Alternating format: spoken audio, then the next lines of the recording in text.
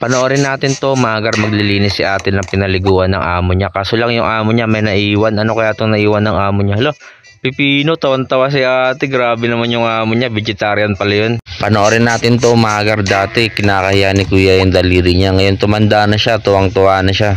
Panoorin natin to, magar. Grabe, napakalaki ng nahuli ni kuyang lobster. Magkano na kaya to ibibenta? Ang laki na to, siguro abutin to ng magkano.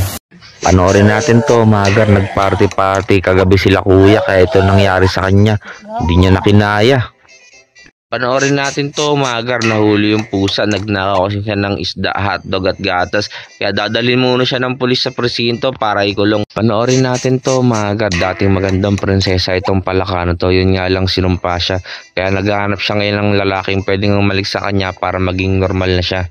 Panoorin natin to, magar. Ganito lang pala diskarte sa pagtanggal ng kaliskis ng isda. Para hindi ka na masugatan sa paghawak ng kutsilyo, gumamit ka na lang ng water pressure gun.